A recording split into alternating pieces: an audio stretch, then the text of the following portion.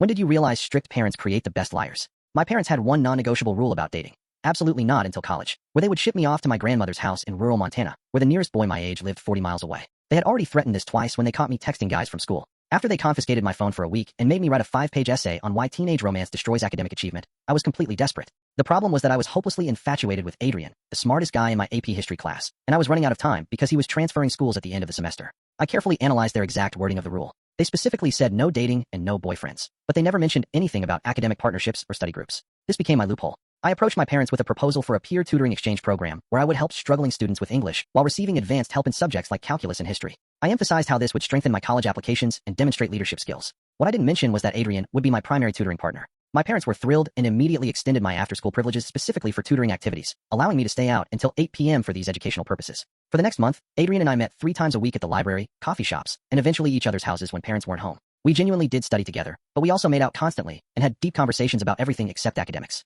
When my parents checked on our progress, I showed them my improved calculus grades and Adrian's essay improvements. The system worked perfectly until something completely unexpected happened. Our fake tutoring program actually transformed both of us into academic monsters. Adrian, who had been struggling with writing, suddenly started producing essays that made our teachers weep with joy. I discovered that explaining complex literature concepts to him helped me understand them more deeply than I ever thought possible. Within 6 weeks, we had both raised our GPA so dramatically that other students started begging to join our study group. Then came the twist that changed everything. Adrian's parents, who were getting divorced, decided he needed to move to California immediately instead of at the end of the semester. He had 3 days before leaving forever. I was devastated, but I also realized something terrifying.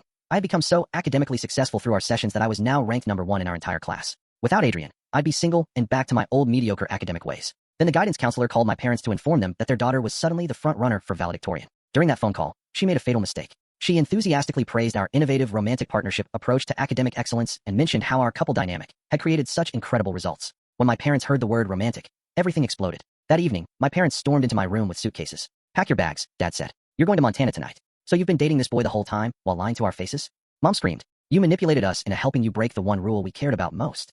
I panicked and blurted out the truth. "Wait, you cannot send me away now because I am literally about to become valedictorian of my entire graduating class."